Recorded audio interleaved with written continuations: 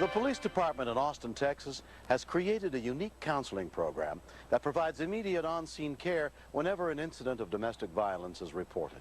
This story is not a recreation. It's a look at a family violence team as they provide crisis intervention on a weekend in late May of 1994. Police department, open the door, please. Hello? Evening. Is your boyfriend here?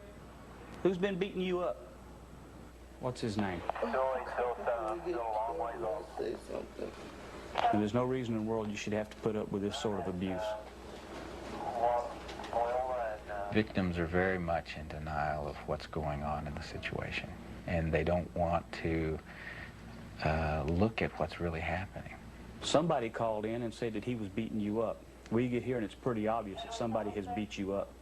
If he's been beating on you, the law says we're going to take him to jail. This has happened before. She's got the phone number to her and stuff. She's had problems before. We know that you're scared, and we know that people are afraid to file charges, so we do that for them, so it's not your fault, okay? So what's his name? Spell it last name. Many times they're saying, I don't want them arrested, I just want them to stop.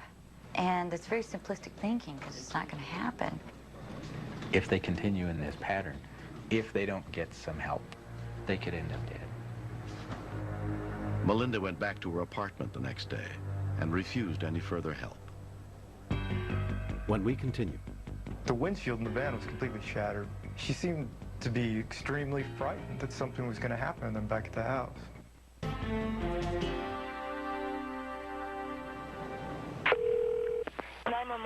May 31st, 10:58 p.m. Another call for help comes into the Austin police. Got very angry and threw something at my car and it broke the windshield. Do you live there too? Yes, I do. 3616 from a family disturbance that just occurred. Communicating at the 7-Eleven. 41-year-old Jan Barstow had driven to a nearby convenience store and called for help. Officer David Espinoza responds. The windshield in the van was completely shattered. She seemed to be extremely frightened that something was going to happen to them back at the house. We went with her straight over to their home. Yes? The man Jan shares a house with had broken her windshield during an argument. We've been out to this address a number of times, and each time there's been some sign that there's been violence, but unless someone will press charges, or unless we can determine that, what's happened, that someone has assaulted someone else, there's nothing we can do. Well, finally, she produced a photograph of what has been going on, and I mean, it's not pretty at all. Victim services counselors Patty McDavid and Ray Ramirez arrived to talk to the family. Go ahead. Well, our window of opportunity is at the time that they are totally emotionally engrossed in the incident that's occurred. Dad, I don't know exactly how to explain what happens. He goes into rages, or he just gets angry and wants to force everything to be his way. Sterling was in the bedroom crying. And Sterling is who? My baby brother. And that's usually when he gets angry, is when Sterling cries. And after about an hour of crying, of hearing the child cry, I came downstairs to find out what was going on. And she says, well, nobody wants to watch the child, and she was working on the computer. Leah started yelling at Mom, and then he told her to get out, and they stormed downstairs, and he slammed this door. She did what she normally does, and that's she gets in the car and she drives off and leaves everybody here. And she started to back out, and Leah went out there with Sterling, and he got a rock, and he told her to open the door, or he was going to break a window. I had a rock in my hand, and I threw it. The kids were crying? They were trying to stop him? I'm not a violent person. I have a very, reputable position at work and everything. It happens a lot, but it never really gets this bad. They usually don't. Mom usually doesn't get hurt very often. I thought it was getting better until tonight. And I don't know what set it off. That's not an issue, because the important thing is that you're taking the steps now to try to protect yourself. Am I supposed to go pay rent someplace else while somebody's living in this house and I'm paying for half of it? That's not fair either. Of course this is wrong. Of course I shouldn't be throwing rocks. But I also shouldn't be sitting in this car.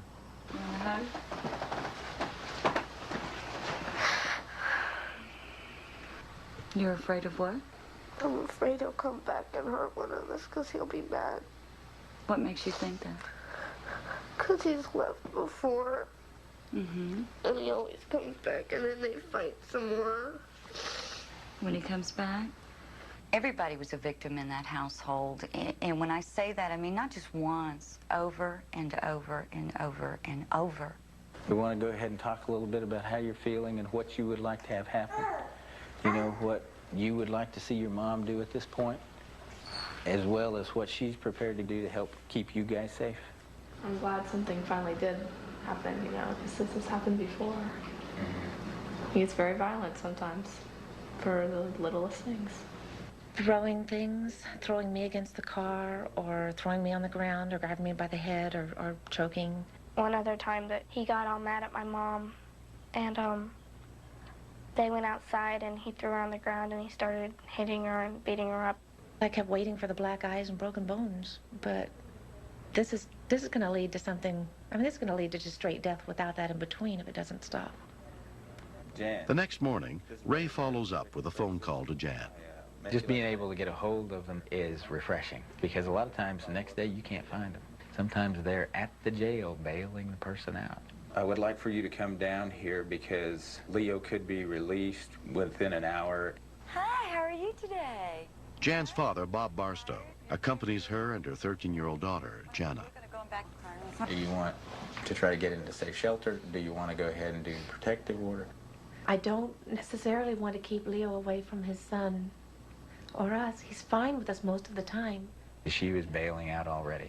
He doesn't know why he does these things. It's kind of like holding somebody over a cliff and feel your grip losing, thinking this person could die. I think it's harmful for a child to have a parent that they see every day suddenly disappear from their lives. But it's not nearly as harmful as seeing outbursts, violence, you know, and assault. If this keeps going, those rages are going to be so terrifying to that child that he's not going to know whether he can trust him or not either. And he feels that. These fights scare Sterling so much. And the other kids as well. So what I would suggest is that you try to get out of there. I've lived out of boxes before after the first time. It's hard on us. And the kids don't deserve that. I could rent a house for you. Oh, Dad, that drains y'all so much. Well, Amy, you're my daughter. Doesn't make any difference. I told him last night that the reason I'm in situations like this is because of the kind of parenting that I got, and this is the man. I taught her everything she knows. Yeah. It's very likely that Jan's pattern started at an early age when her mother and I were still living together, and we didn't know how to handle and communicate things between ourselves. Dad's been through lots of counseling, and now he's being like the father that I wish I had when I was growing up. So I appreciate that, Dad. I don't know how to solve the problems because I never saw my parents solve them. They just argued and my dad left. And with Leo, he'll blow up or he'll argue, and I'm the one that runs to the car and leaves. My bedroom was next to y'all's, Dad, when we were kids. I heard Mom screaming out, "Bob, don't, you're killing me." And it scared the daylights out of me when I was a kid. I couldn't come over and do anything.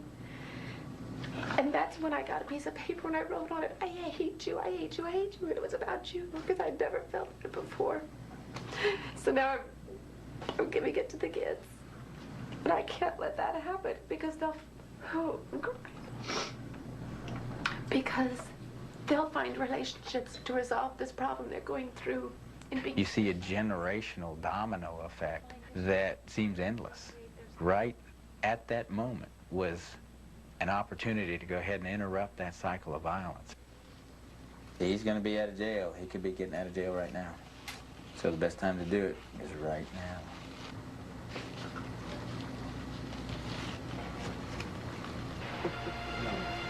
I will not let this go on again the way that I have allowed it in the past. I will file every time there is something like this. I've seen the value in it now. And I need to do that for my own protection and for the children's. I'm clear about that. Jan decides to file the police report needed to investigate a past incident. Thank you. I want them to have a supportive family, one that nurtures, one that doesn't cause fear and fright. We don't have that right now. Leo wouldn't have been taken away if he hadn't have gotten out of control. The bear. The only part where I'm responsible is for not having them take him away the first time, because that showed him he could get away with it. Leo was released from jail that afternoon. He pleaded guilty to an assault charge for throwing the rock. Jan and her kids went to live temporarily with Jan's father. It feels good to stop it. 2, 3. There's a place of love in my heart for Leo that's as deep as it ever was. I think it's the most loving thing I could do, by having him have to look at himself honestly instead of being part of his cover-up. I hope Leo goes through counseling, and I hope my mom goes through counseling with him, and that maybe they won't live together, but they'll still be friends. This matter of passing things down from one generation to another doesn't stop till someone takes the responsibility to learn a different pattern. And if Jan doesn't, she's going to fail her children. 2.5 months later, Jan and her children moved to a new house of their own. A restraining order prevents Leo from having any contact with them. I had always thought that battering occurred among minorities and people with less money and less resources. Then when I went to the Battered Women's Center, there were these women. They were just like me. A lot of times, affluent, educated individuals cover things up a lot more and tolerate it because they don't want the social stigma.